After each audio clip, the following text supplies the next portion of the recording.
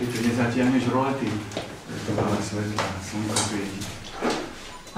To žartujem. Milá dáma, vážení páni, vítam vás na predsezónnej našej konferencii futbalového klubu Inter Bratislava a na úvod by som odovzdal slovo pánovi Jozefovi Varmušovi, prezidentovi futbalového klubu. Ďakujem. Vážená dáma, vážení páni, vítam vás na tlačovke, ešte raz aj mojím menom samozrejme. Pre začiatok myslím, že by bolo vhodné, aby sme sa vrátili. Vidíte, že oproti Vlaňašku je tu nejaká zmena vo vedení, najvyššom vedení klubu. Peter Bauer, ktorý je medzi nami takisto, ktoré patrí poďadovaný za činnosť do terajšej klube, podal výpoveď, to znamená, ukončili sme spoluprácu s Petrom po vzájomnej dohode a na jeho miesto nastúpil Marián Šuchač, ktorý bude riešiť otázku športovú stránku, teda ústie a bude pokračovať vo funkcii športového riaditeľa klubu a zároveň trénera 19. Čo sa týka klubu, prejdeme k veci, to znamená, začnem z hora od mužov. Tam sa podarilo Lani postúpiť do súťaž vyššie. Vieme, že nás čaká náročnejšia súťaž ako bola v Lani, pretože predsa tá 5. liga nemá takú úroveň terminovosti ako 4. liga, do ktorej sme sa dostali. Ale ako vidíte podľa zoznamov, ktoré tu máte k dispozícii, sme doplnili káder mužstva, momentálne disponujeme minimálne 24 futbalistami a ten vekový priemer sa nám znížil na 22,5 roka, to znamená, že sme výrazne obmedzili. Aj tu nám dokazujeme konkrétnymi činmi, že pracujeme hlavne s mládežou a hlavne s odchovancami a s mladými futbalistami. Takže v tom trende chceme pokračovať. Ciele, ktoré máme, radi by sme zase zaútočili na postup. Samozrejme, zaväzuje nás to budúcnosť, história a takisto aj ambícia mladých futbalistov, ktorí sa chcú presadiť.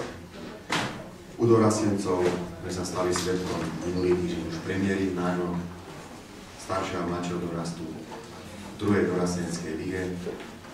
Takisto očakávania u dorastencov sú také, že chceme obhájiť si druhú ligu dorasteneckú s tým, že pomery sa musia v doraste postupne skonsolidovať na úroveň vyhovujúcu v druhej lige a potom uvidíme, aké budú predpoklady a prípadný ďalší posun. To sa týka samozrejme aj mladšieho dorastu. U žiackých ústiev tam sme zaznamenali zostup o jednu súťaž. Prišlo tam aj v trénerskej zmene, ale sme pripravení skonsolidovať túto kategóriu do 15 rokov, teda starších žiakov a zaútočiť znovu na postup a vrátiť sa do žiackej ligy SFZ. Ostatné kategórie, myslím, že 14 to utrpela takisto, lebo tým pádom, že tvorila dvojičku v lige starších žiakov Slovenského futbalového zväzu, budú hrať nižšiu súťaž takisto, ale ostatné kategórie, všetky, to znamená 13, 12 a všetky prípravky budú hrať tie isté súťaže, ktoré hrali aj v minulom ročníku. Problémy máme samozrejme v žiackých mužstvách takého typu, že nemáme dostatok detí, dostatok hráčov, ale musíme trpezlivou prácou každodennou nazhrňať tie talenty, ako sa hovorí, pozbierať, ktoré budú ochotné hrať za Inter. Samozrejme, záujem o Inter je stále dostatočne veľký, ale dneska získať futbalistu len tak na prestup nie je jednoduchá vec. Dostávame sa do stavu, že už aj mladých hráčov musíme finančne kompenzovať, to znamená platiť a kupovať, alebo dávať na líne. Ďalšia z filozofií klubu, ktorú sme deklarovali pri rozbehu, že nebudeme nikomu brániť v odchode do vyšších súťaží. Opäť nám niekoľkí hráči odišli do klubov, samozrejme vyššie súťaže. Keď tí hráči vidia, že nemáme prvú dorasteneckú ligu, len druhú, majú predpoklady, aby sa dostali výkonnosti do prvej dorasteneckej ligy. Uvoľnili sme hráčov, napríklad do Slovana Bratislava išiel ďalší hráč, ale sme medzi tým získali aj na výmenu, aj z Petržalky hráčov zase ku nám. Spolupráca, myslím si, že tento rok, čo sa týka prestupovej politiky zo strany našich konkurentov alebo susedov, myslím, že bola ústretovejšia zo strany Slovanu Bratislava. A ostatní vlastne robíme viac menej taký obchod, výmena kus za kus, čo je veľmi ťažké a náročné, lebo ten deficit ešte nejaký my v počtoch máme. Rozpočet klubu je na úrovni asi 161 000 eur, čo sa týka mládežníckej základne. Rozpočet sa doplňa priebežne, nie je vykrytý.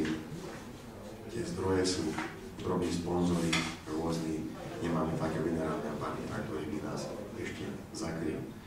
Čo sa týka priestorov, robí sa aj na tomto poli, ale máme zatiaľ dve alternatívy ponúknuté. Jedna alternatíva je viac menej mimo Bratislavy, druhá alternatíva je zatiaľ tu na Bratislave, ale je to otázka ešte nejakého času, možno rokov, či sa to bude vôbec zrealizovať. To, čo bolo dostupné, tak sa rozšírili kabínové priestory na Dreňovej ulici, kde sme vytvorili 5 nových kabín vlastne. To znamená, už tie tlačenky, ako sa hovorí, tlačenice s kabínami by sa mali stratiť po prázdninách úplne. Lebo teraz v čase prázdnin tam je letný taký tábor denný pre deti, ale potom od septembra by sa to úplne už malo stratiť. Nie je to optimálne, ale prišla vlastne grantová podpora od Západoslovenskej energetiky, ktorá bola použitá hlavne na tento účel, to znamená inštaláciu tých nových kontajnerov aj dlhodobejší prenájom. Takisto mesto zainvestovalo do opravy zavlažovania, to znamená, ihrisko je v lepšom stave, ako bolo, a vo vlastnej režii zabezpečujeme potom údržbu, kosenie a teda celkový servis okolo ihriska na štarte, ktorý ešte je v našom prenájme tejto štadióne a slúži hlavne na tréningový proces. Žiaci budú hrať tu na ekonomike ihrisko v prenájme na túto sezónu. Starší žiaci budú tu na tréningové priestory a takisto zápasové priestory. Toľko z mojej strany, dám priestor tu na takisto Marianovi, kapitán Mústva Prípadka, ktorý sú slovom. Čakáme potom aj na vaše otázky, nech sa páči. Ja som v tejto funkcii vlastne nováčik, dá sa povedať. Ja si myslím, že to, čo sa naštartovalo pred 2 rokmi, čo sa týka podportovej funkcie, sa nám postupne podarilo viac menej väčšej časti naplniť. Samozrejme vynikajú ohľadom tých žiakov. Samozrejme mňa teší, že ten počet detí sa rozrastá a ten záujem o značku Inter všeobecne u detí je značný. Samozrejme stále narážame vlastne na prekážky, že tie deti sú už niekoho hráčom a veľmi ťažké a komplikované je dostať do klubu. Samozrejme fungujeme v skromných podmienkach, ale si myslím, že tie podmienky a tréningový proces pre tie deti sa snažíme robiť fakt na profesionálnej úrovni a odmena je to, že tie deti fakt radi chodia a priťahujú ďalších kamarátov. No, to je cieľ našej práce. Samozrejme som rád, že v Lani vlastne sa otvorilo Ačko, lebo vychovali sme tie deti nejako a vlastne z dorastu vyšlo nejakých 5-6 dorastencov a konečne majú výstup. Ano, ten výstup je pre nich Ačko. Samozrejme, tá motivácia bola aj tá, že Hačku sa podarilo postúpiť a samozrejme v súčasnosti aj vďaka trénerovi a prezidentovi jednej osobe sa vytvára taký kolektív aj okolo Romana Krtochvíľa, že to mužstvo by mohlo naplniť ďalšie ciele a postúpiť do vyššej súťaži. Samozrejme, bude to chcieť troška aj šťastia, samozrejme popri tej športovej výkonnosti, ale ja si myslím, že sme na dobrej ceste a že tie ciele sa nám postupne podarí naplňať, jak postup Ačka, tak vlastne stabilizovať výkonnosť druhej dorasteneckej ligy dorastov, aby nemali problém s odochranou, aby možno v budúcnosti alebo v jarnej časti, pokiaľ to bude v poriadku, sa povedali aj o nejaké lepšie umyslenie. Samozrejme cieľ žiakov, áno, po tom vypadnutí, samozrejme jednoznačne dostať ich naspäť do najvyššej súťaži, aby tie deti mali zás motiváciu, aby tí rodičia ich to naplňalo, že tie deti hrajú čo najvyššiu súťaž a samozrejme ten tréningový proces od tých najmenších, od tých predpripraviek, tak tam je to v poriadku.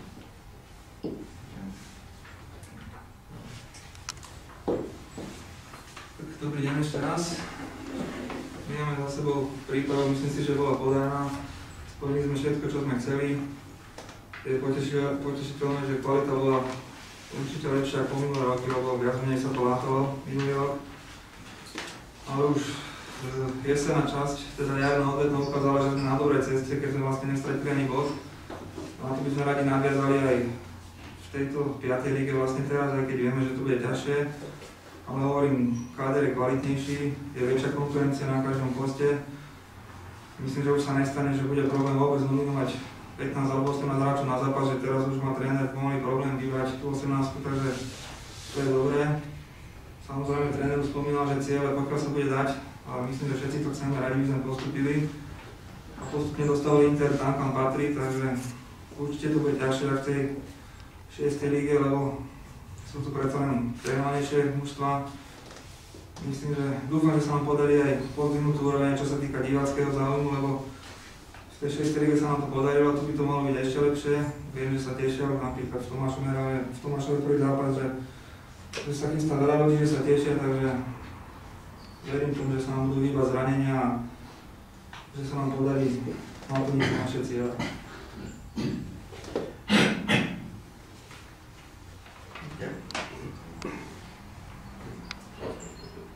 Takže to by bolo zo strany funkcionárov. Zatiaľ všetko, nech sa páči, teraz je priestor na vaše otázky.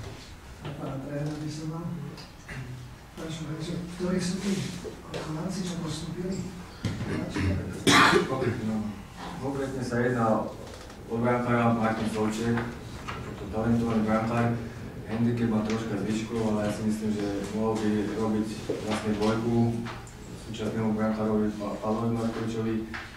Vyšiel tam Peter Strempek, obranca Jano Malík, Mário Petrinec, Jakub Turanský, ktorý je ešte v štádiu riešenia, lebo nebol náš hráč, ale bol tu na hosťovaní. Samozrejme za rok robil veľký pokrok.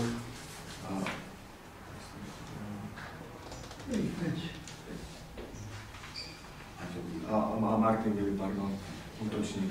A zabudol som ešte opomenúť ako veľmi dobrý hráč Juraj Podolský, ale bohužiaľ v priebehu jarnej časti mal ťažké zranenie.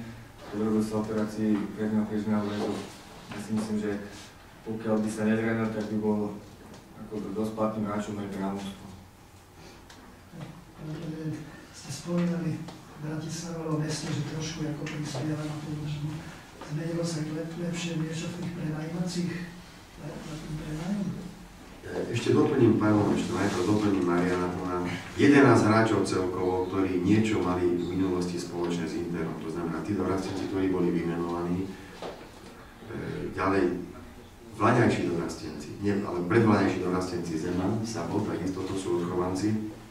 A starí páni, ktorých tu máme takisto. Erik Sabo, takisto Zeman, Erik Sabo, Andrej Buza, Roman Kratochvíl. To znamená Petrinec, takisto aj keď je hráčom Slovana, u nás je už druhý rok v podstate prešiel takisto dorastom, takže 11 hráčov vlastne, ktorí prešli už bola kedy farbami Interu. Ja myslím, že ostatní získali takisto nejaký vzťah k tomuto klubu. Čo sa týka prenájmov, tam sa nezmenilo nič zatiaľ v podstate. V minulosti sme mali štart v prenájme, ale dneska ho máme vlastne za symbolický peniaz prenájme, ale zabezpečujeme si kompletný servis. To znamená strihanie, kosenie, valcovanie, údržbu toho ihriska, prenájom kosačky, všetko to nás stojí peniaze, tak ako keby sme si ihrisko prenajímali. Čo sa týka mesta, samotné mesto nám nedalo financie, podporil nás Bratislavský samosprávny kraj nejakou čiastkou, podporilo nás Bratislavské nové mesto nejakou čiastkou, za čo ďakujeme samozrejme. Neboli to horibilné čiastky, bolo to asi na úrovni jednomesačného nájomného za jedno ihrisko, aby ste mali predstavu. To znamená, ale mesta takisto majú problémy, takže ďakujeme za každú podporu. Možno by nám veľmi pomohlo, keby mesto urobilo gentlemanský nejaký krok taký, že by nám vedelo areál na Dreňovej prenajať zadarmo. Možno hovorím utopisticky, ale nemyslím si to, pretože keď vedia v rámci mesta prevádzkovať hokejový štadión, ktorý stojí ďaleko viac peniazy. Myslím, že tých 2,5 tisíc eur by sme vedeli využiť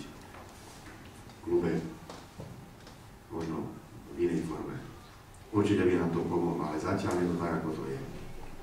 Hľadáme alternatívy, spolupracujeme so starostami miestnych častí v Družinove, v Novom Meste, hovorím, zatiaľ nemáme nič konkrétneho, nechceme sa unáliť, ale sme si vedomi toho, že v každom prípade, hoci čo by nám pridelili, tam bude potrebná nejaká investícia finančná.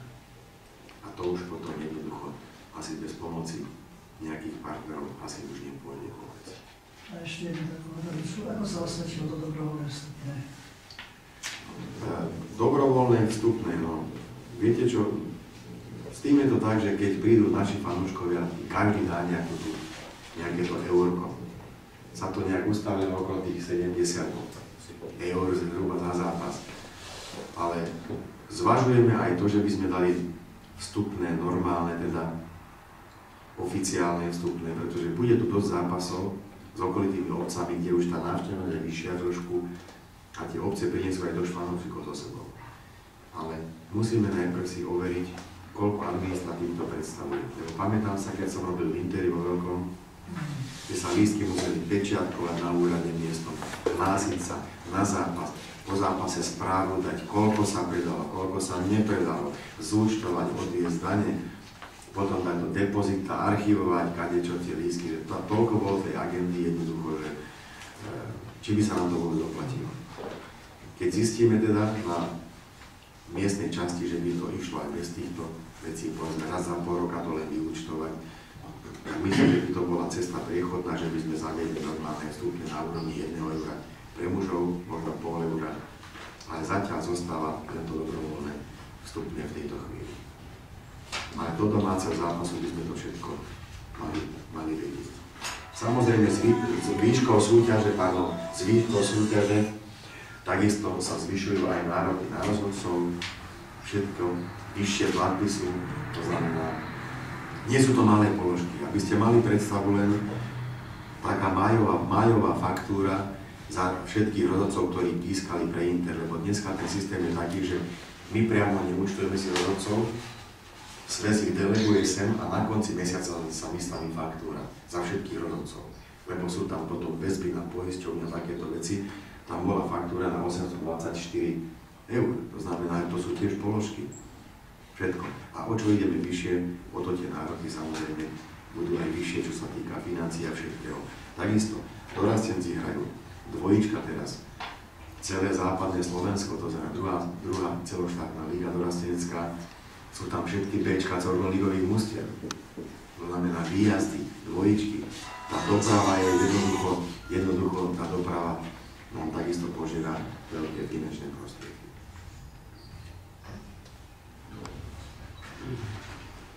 Nech sa páči ďalšie otázky. Ja mám na risku takú troška zvláštnu. Prečo som sa hovoril s prezidentom BŠKP, s Brancom. Máme len tak povedané s rečou, že však keby Inter chcel by to mohol aj hrávať na našom štadióne, či si náhodou nerokovali s ním, alebo neuvažovali, alebo tak, že v podstate na tom BŠKP je slušný štadión. Vieme dobre, že keď sa Inter vlastne takmer rozpadol, boli tu ľudia, Peter Bauer, pán Mihál, Tomko Greguš. Bola tu nejaká petícia rodičovská za zachovanie Interu v tejto lokalite. Netvrdím, že tie zápasy, ale máme takú návštevnosť, aby sme si prenajímali ten štadión na ich zápasy. Jednoducho, v tejto chvíli asi nie. A lokalita táto, ktorej pôsobíme momentálne, je dobrá z pohľadu dochádzania zo škôl pre deti na tréningový proces. My nežijeme nedeľnejšími zápasmi, ale my žijeme tréningovým procesom. A tie deti, to je cesta, ktorá ťahá deti ku nám. Máme 3 ihriská teraz vybavené, dlhodobo teda prenájme vždy na 1 rok dopredu. Deti majú naozaj dobré podmienky a my potrebujeme, aby deti naozaj tie tréningové podmienky mali dobré. Samotný zápas, myslím si, že na tieto pomery, na túto úroveň ihrisko na Dreňovej ešte je vyhovujúce. Až by sme postupili niekedy vyššie, prečo nie? Ale pre nás alfa omega aj pre slovenský futbal nie jeden veľký reprezentačný národný štadión bude spásou. Áno, potrebujeme aj ten štadión, ale vybudovať tréningové centrá pre mládež, kde by deti mohli trénovať koľko chcú, kedy chcú a bez nejakých veľkých obmedzení. Lebo už sa dostávame do takého stavu, že ihriska sa likvidujú, postaví sa tenisový dvorec, ten sa dá prenajímať až do večera do 10. Ľudia sú ochotní za to platiť a to je lepší biznis ako futbalové ihrisko, lebo s tým je veľa roboty. Takže v tejto chvíli my sme nad tým neuvažovali. Neuvažovali sme nad tým, aby my sme naše domáce zápasy hrali. Nevidím dôvod nejaký kvôli čomu. Diváci, ktorí chodia, zatiaľ sa tam zmestia. Keby sme sa dostali do súťaže, kde budú vyžadované iné bezpečnostné parametre, tak v takom prípade asi áno. Ale myslím si, že to by neboli gestá zadarmo len tak. SKP má aké problémy? Má jedno ihrisko tréningové vedľajšie a má jeden štadión. To znamená tréningový proces, takisto tam majú našlapaný. Však my vieme, keď my máme hrať s nimi zápas súťažný, že troška zamrholi a už odkladajú zápas, že sa nedá hrať. To znamená, my tieto problémy nemáme zatiaľ, ale teda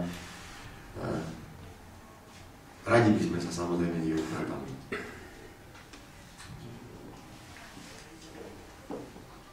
Nech sa páči, sú ešte nejaké otázky? Ja by som rád ešte požiadal Jožka Mihála, keby sa mohol vyjadriť pána ministra aspoň trošku. Ďakujem moc, no keď si ma vyzval, tak sa vyjadrím, ale to bude naozaj len pár viec. Ja som rád, že po tých 2 rokoch, nazveme to transformácie Interu, je ten vývoj stále pozitívny a myslím si, že aj tento rok bude pozitívny, že stále ide Inter hore a že to dno, na ktoré spadol, bolo naozaj dno. Ten ozdravný proces sa pred 2 rokmi voľky naštartoval a Inter klub ťa vyššie a vyššie. Je vidieť, že tá práca s mládežou, aj keď je problematická na pomery Bratislavy, aj keď je problém s ihriskami, sa tu jednoducho tá vysoká latka, ktorá sa nastavila, tu stále je. Dorastenci postúpili, to je veľmi pozitívne, v tých žiakoch to bohužiaľ nevyšlo, lebo tam sa asi najviac prejavil ten nútený úbytok hráčov v tých zlých časoch, kedy rodičia boli veľmi zneistení. Ale tá robota je výborná a sú to síce skromné podmienky a možno niekto by sa čudoval, že ako sa to vôbec dá robiť, ale táto partia, ktorá tu je, značky slovenského futbalu doslova, ktoré sedia za týmto stolom, tak to je dôkaz toho, že to interistické srdce to funguje, to šlape, tá interistická krv koluje a som rád, že bratislavské deti si uvedomujú, že tento klub je pre nich príležitosťou, ako si zašportovať. Vidno to na tých prípravkách, pretože pokiaľ mám dobré informácie, tak záujem rodičov dať deti do prípraviek je veľmi veľký. Vidia, že to má zmysel, že tie deti sú v dobrých rukách. A to je pre mňa veľmi cenné. Samozrejme to, že postúpilo Aško veľmi elegantným spôsobom v tej minulej sezóne, vlastne prvý rok po jeho znovu zriadení, to je skvelá vec, pretože tá fanúšikovská obec Interu, ktorá síce nie je, ktorá sa nepočíta na 10 000 ľudí, možno keby sme zavreli celé Slovensko, tak áno, ale tí ľudia, ktorí majú Inter radi, tak majú znovu ten zmysel, tá láska k futbalu reprezentovaná týmto klubom tu znova je a sú to všetko ľudia, ktorí sú ľudia slušní, žiadne nejaké negatívne javy sme nevideli, ani ich vidieť určite nebudeme a som rád, že táto partia ľudí a tých fanúšikov si znovu našla cestu ku klubu, ktorý im ponúka presne to, čo chcú vidieť. Je úplne jedno pre fanúšikov, či ide o 5. alebo 4. lígu. Dôležité je to, že na tom ihrisku vidia chlapcov, ktorí sú zapálení, ktorí bojujú a ktorým robia radosť. Veľmi pekne ďakujem všetkým. Ďakujeme za podporu, takisto aj my samozrejme. Na margo tej prípravy športovej, čo ľudia u nás hľadajú? Samozrejme, serióznych ľudí, kvalitnú prácu trénerskú a dobré tréningové podmienky. Aby ste boli v obraze, tak to znamená, už aj pred prípravky budeme od jesene tlačiť do 3 tréningov v týždni. Sadili sme na kvalitu tréningového procesu, aby sa to prejavilo na tých deťoch. Iné nám nezostáva. To znamená, ostatné kategórie 4 krát postupne smerom hore, tie prípravky 4 plus zápas a potom 5 plus zápas. To znamená, že týmto tempom ideme a ten tréningový cyklus naozaj teraz je tak rozložený, že na tých deťoch je vidieť, akými krokmi napredujú a to nás naplňa takým optimizmom do budúcna. Dúfame, že to ustojíme aj ekonomicky všetko a to je problém ešte, ktorý by sme potrebovali definitívne vyriešiť. Ďakujem, ja Ďakujem vám za účasť na dnešnej tlačovej konferencii a pozývam vás na malé účasť.